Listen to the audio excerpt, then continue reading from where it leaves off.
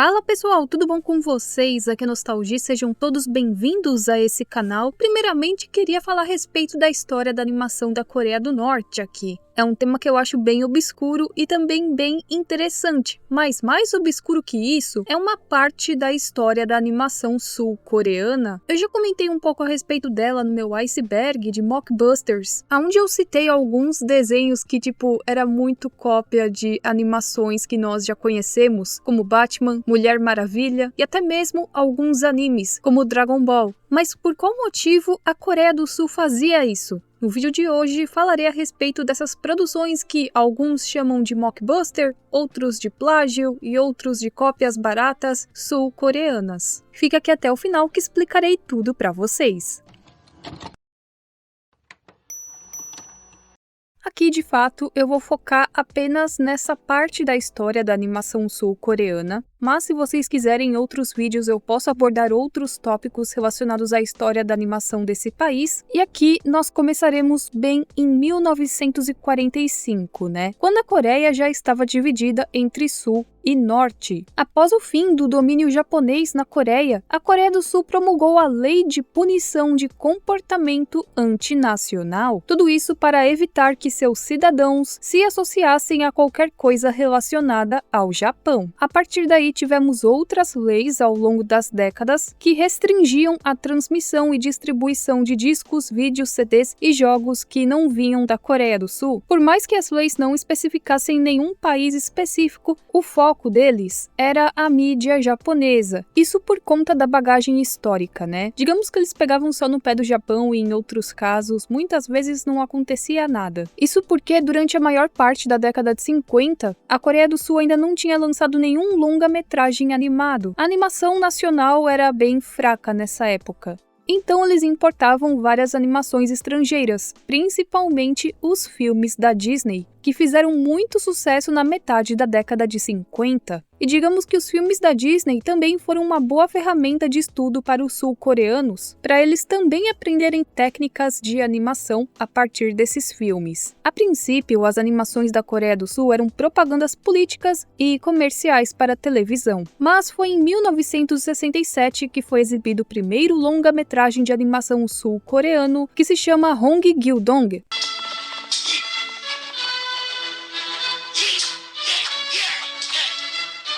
O filme fez um enorme sucesso no país e no mesmo ano também tivemos o lançamento de mais um outro filme, que se chama Hope e Shadow Bawi. Peço perdão se eu estiver falando alguma coisa errada em coreano, já sofro demais com húngaro, então, né? Além disso, eles também lançaram uma animação chamada The Golden Iron Man. Mas calma, ainda não estamos falando do Homem de Ferro, tá? É que de fato o cara era dourado.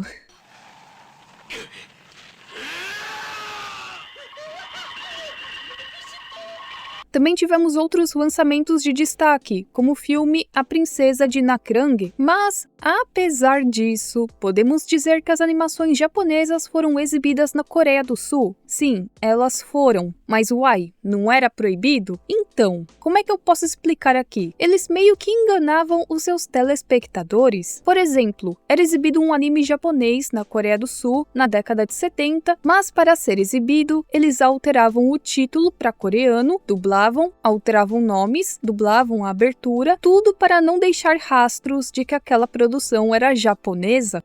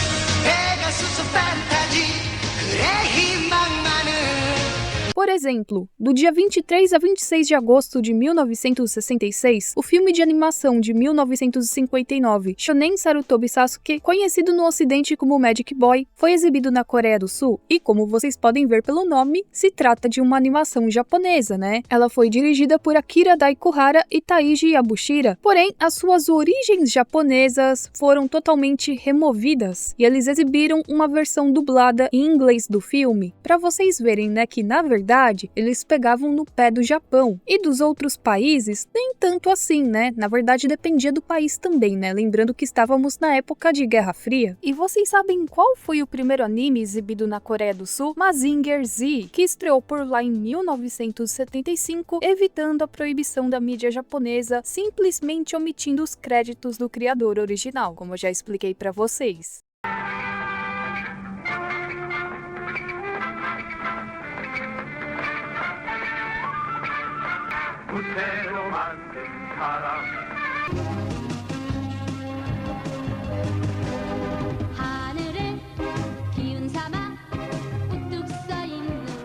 Aconteceu também algo parecido com o filme Akira, mas dessa vez ele foi renomeado e apresentado como um filme de Hong Kong, ou seja, né, não é japonês, é de outro país, mas é melhor ser de outro país do que do Japão. Todos nós sabemos que Akira é uma produção japonesa. Ou também acontecia de uma animação japonesa ser exibida em solo sul-coreano quando se tratava de alguma coprodução. Lá no início de 1968, eles começam a exibir um anime chamado The Golden Bat, mais conhecido no Brasil como Fantomas. Quem aqui pegou a época do Fantomas? Eu não peguei, mas eu conheço muita gente que já assistiu esse anime na TV. A Telecartoon Japan lançou Fantomas e os planos de fundo desse anime foram pintados por um estúdio coreano chamado TBC, que se aproveitou disso para conseguir uma brecha com o governo coreano para Fantomas ser exibido na Coreia do Sul. E olha, eles conseguiram, hein? Porque na época não era fácil não, eles eram bem linha dura. Aliás, o Fantomas foi o primeiro anime que conseguiu passar por cima dessa proibição. Conforme os anos foram passando, as televisões passaram a ser mais populares dentro de casa. Então as pessoas já não dependiam tanto do cinema para poder assistir alguma coisa, porque elas tinham a televisão em casa. Com isso, né, o público que ia nos lançamentos de filme diminuiu drasticamente. E nesse período, eles exibiam muitos desenhos da MGM, também exibiam animes, fingindo que eram produções da Coreia do Sul, né, mas tudo bem. E digamos que eles estavam meio que desesperados por causa disso. Tanto é que no pôster do filme Príncipe Rodong e Princesa de Nakrang está escrito o seguinte: esse filme é mais divertido do que um desenho animado de televisão, é mais longo e mais emocionante, além disso é em cores vivas. E vocês sabiam que eles se apropriaram dessa ideia do Fantomas para poder criar algo original? Original entre aspas, porque juntaram o Fantomas com o Batman. Pois é, o que uma coisa tem a ver com a outra? Foi uma produção coreana da Black Star, realizada em 1979, onde eles diziam que era o Fantomas, mas o seu traje mudou para se parecer com o do Batman. É tipo Fantomas fazendo cosplay de Batman. Achei interessante.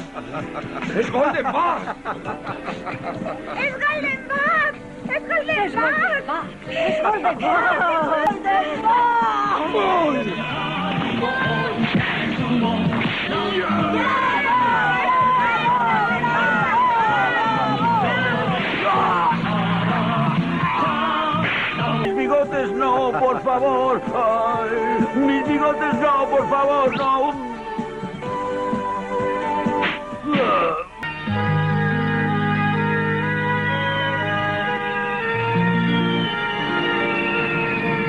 E se não bastasse só isso, também fizeram um live action, pois é, que se chama Yong-gu and the Golden Bat, que é lá do início dos anos 90.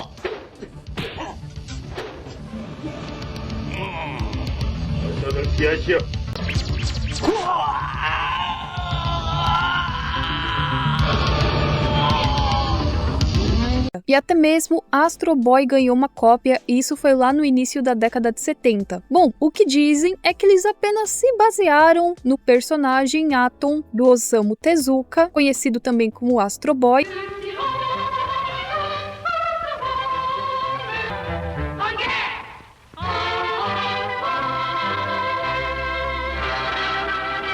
nome desse desenho coreano era Lightning Atom, e os caras falando que só se basearam, né, assim, por mais que eles digam que a história era diferente. Entre o filme Guerra dos Monstros, de 1972, e o lançamento do filme Robot Tycoon V, de 76, eles não produziram mais nenhuma animação na Coreia, mas isso não quer dizer que o público tenha sido privado de desenhos animados. E agora voltando para esse Robot Tycoon V, ele foi lançado em 1976, criado por Kim Cheong-gi, e segundo o diretor desse desenho, ele foi inspirado pelo mangá japonês chamado Mazinger Z, mais uma vez, né? Baseado, inspirado, isso aqui tá com cara de copia e cola. Esse povo não tem vergonha na cara?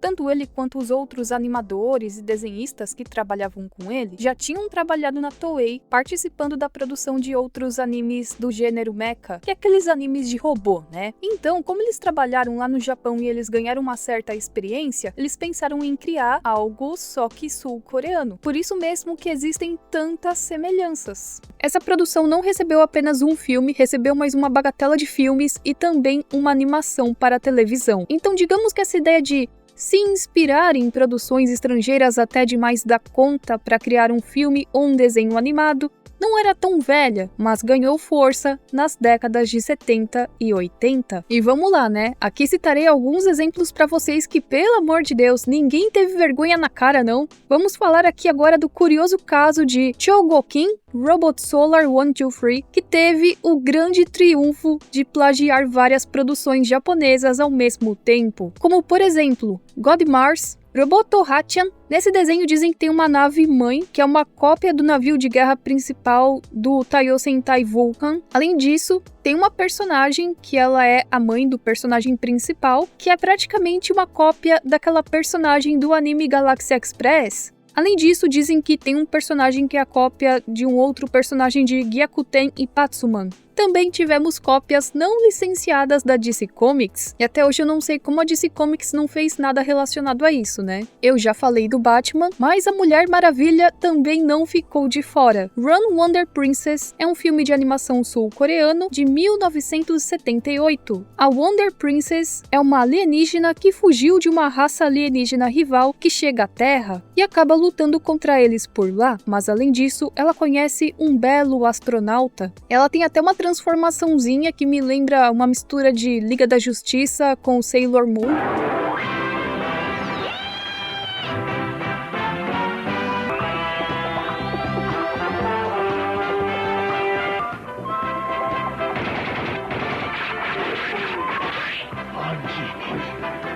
E se não bastasse só personagens da Liga da Justiça, também tivemos uma cópia de Dragon Ball, conhecida como Super Kid, e depois eu fiquei sabendo que lançaram o VHS desse filme no Brasil.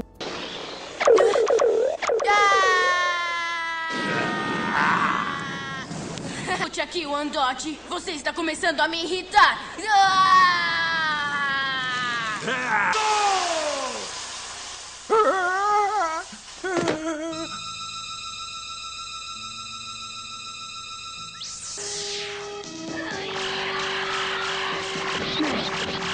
Esse é um filme de animação do gênero ficção científica de 1994. E olha só, levaram 3 anos para produzir uma cópia de Dragon Ball. Além disso, Super Kid ele foi lançado direto em vídeo e nunca foi apresentado em cinema nenhum. O filme se passa em 2023, onde um grupo de crianças super guerreiras defende a Terra de ameaças extraterrestres. E ao assistir essa pérola, você vai percebendo que é uma pura cópia de Dragon Ball. Nem pensaram muito, vários elementos são praticamente iguais, tanto é que o personagem principal se chama Gokidari. Pô, nem nisso pensaram em dar um nome diferente. Temos a personagem Eun-ju, que é parecida com a Bulma.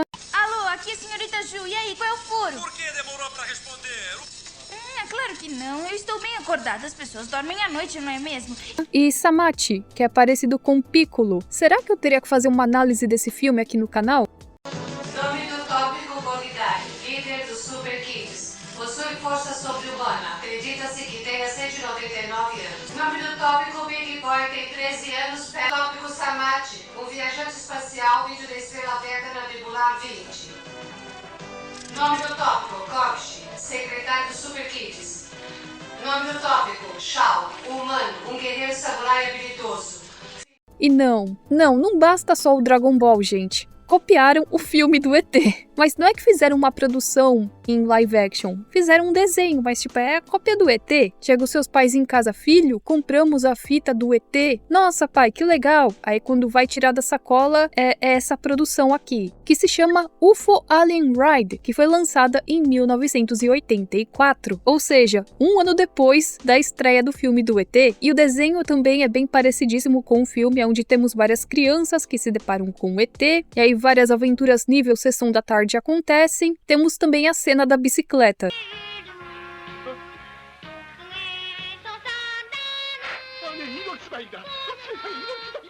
Homem de Ferro? Calma, eu vou explicar pra vocês. Iron Man 007 é um filme de animação sul-coreano lançado em dezembro de 76. E aí você deve estar pensando, pô, nem o Tony Stark escapou dessa, né? Bom, digamos que o filme ele tem um enredo bem diferente da história original. Aqui nós temos 4 jovens heróis que são reunidos pelo Dr. M, não confundam com o Mr. M, para lutarem contra o líder que é o Borboleta Negra. E esse Borboleta Negra ele tem até um sindicato. O cara é organizado para fazer seus atos de maldade e assim ele pretende roubar um elemento importante que se chama o elemento Q. Assim, os membros da equipe M podem fundir os seus robôs para criar o Homem de Ferro 007, que é um robô lutador e super forte. Dizem que na verdade eles fazem cópia de animes como Gatchaman, Gaikin. Não bastava só isso, eles também fizeram o uso não autorizado de músicas do Pink Floyd no seu filme. Ah, mas até aí o Chaves também já usaram trilha sonora do Pink Floyd, né?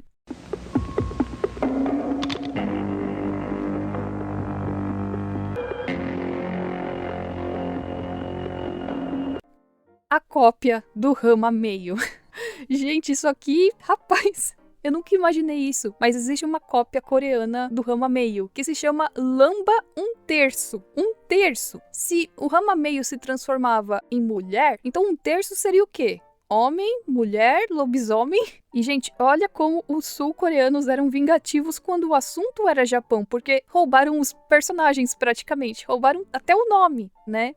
E só mais uma aqui para terminar de falar a respeito desse assunto, mas também tivemos a Space Gundam V. E aí muitos devem estar pensando, é uma cópia de Gundam? Não, só pegaram esse nome porque na época estava fazendo sucesso no Japão. E aí pensaram, vamos pegar só o nome? Porque na verdade ele é um filme, foi lançado em 83, que não tem nenhuma relação com Gundam. Dizem que uma nave é uma cópia de uma outra nave do Macross, que é a VF-1J Valkyrie, além de contar com vários elementos de Brave Riding. E, gente, começaram a fazer tantas cópias baratas de anime do gênero mecha, que chegou uma hora que o governo simplesmente chegou e parou, nós não queremos mais, nós vamos banir esse tipo de coisa da televisão. Parou, chega de eu, você, robôs gigantes, as gatas também, robôs gigantes. Se você entendeu a referência, parabéns. Eles promulgaram uma lei de proteção das crianças na década de 80, porque, segundo eles, esses filmes do gênero mecha tinham muita violência. E por que tanta cópia barata assim nessa época? É o seguinte, junta a lei que não curtia a influência japonesa no país, e aí vocês já viram, era uma baita de uma burocracia para algo japonês entrar na Coreia do Sul. Por mais que a Coreia tenha crescido bastante nesses tempos, eles eram bem linha dura assim, sabe? Eles eram dependentes dessas animações porque eles não tinham muita estrutura ainda para criar muitos desenhos. Não era só um estalar de dedos e pronto, né? Toma aqui um anime pra fingir que é coreano. Claro que depois eles foram afrouxando as coisas, e aí foi ficando mais fácil. Mas antes não era assim, tanto é que foi preciso de uma coprodução para começar a entrar os animes na Coreia do Sul. Também junto o fato de que os sul-coreanos gostavam muito das animações estrangeiras, dando bastante ênfase aqui para os animes e até mesmo para os desenhos e filmes da Disney. Então, só restavam 2 opções. Eles importavam de um outro país e modificavam tudo para parecer coreano, ou eles criavam a sua versão daquele desenho ou mangá, que muitas vezes não saía com os melhores resultados, como eu já expliquei para vocês agora. E de início, eles pensavam em chamar a atenção com animações que praticamente eram cópias de outras animações famosas. Conforme foram liberando mais a entrada de produções estrangeiras no país, e a animação na Coreia do Sul também foi ganhando mais força e qualidade, foram parando e hoje em dia praticamente ninguém mais faz isso.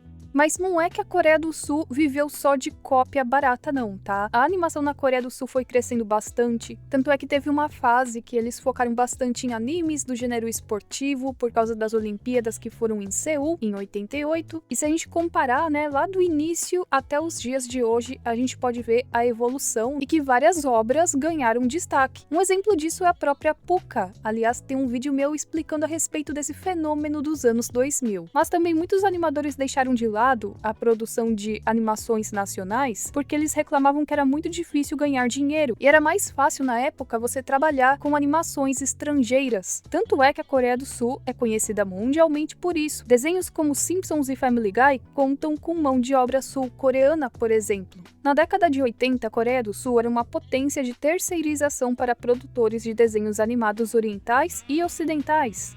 Mas que fim deu esse lance de não poder ter mídia japonesa na Coreia do Sul? Até porque hoje a gente sabe que a realidade é diferente. Então eu vou explicar aqui pra vocês um pouquinho porque a história é interessante. Kim Dae-jung era o presidente da Coreia do Sul em 98 e ele prometeu o levantamento gradual da proibição de 53 anos à cultura japonesa, assinando assim uma declaração conjunta com o até então primeiro-ministro Keizo Obuchi. E isso foi bem gradualmente. Por exemplo, em 98 foi permitida a importação de mangás e outras publicações pela primeira vez. Filmes que eram produções conjuntas entre o Japão e a Coreia do Sul, ou que ganharam um Oscar ou um prêmio em um grande festival internacional de cinema, também foram autorizados a ser exibidos nos cinemas, mas não na televisão. Assim, dessa vez como algo original, mostrando que vem do Japão, sem esconder nada de ninguém. Em 10 de setembro de 99, a música japonesa foi autorizada a ser apresentada em locais com capacidade não superior a 2.000 lugares. Aí nós vamos para junho de 2000, onde o limite de assentos em apresentações ao vivo foi levantado e filmes de animação teatrais que ganharam um ou mais importantes prêmios internacionais de cinema foram autorizados a ser exibidos. Esses filmes agora poderiam ser exibidos na televisão a cabo e via satélite. Também foi permitida a venda de jogos de videogame, computador, jogos online e arcade. Gravações musicais e CDs sem letras em japonês, como músicas instrumentais ou canções cantadas em outros idiomas, também poderiam ser vendidos normalmente. E lá em janeiro de 2004, nós temos uma liberalização total. Todos os filmes japoneses foram autorizados a serem exibidos no cinema, além de todas as músicas e jogos japoneses que poderiam ser vendidos normalmente. E a proibição de animes, né, como algo vindo de fato do Japão e tudo mais, foi completamente suspensa em 1º de janeiro de 2006. E aí, vocês sabiam dessa história? Comentem aqui embaixo caso vocês tenham mais informações relacionadas a ela, ou se quiserem mais vídeos relacionados a esses temas. Eu espero que vocês tenham gostado, nós nos vemos na próxima e tchau, tchau!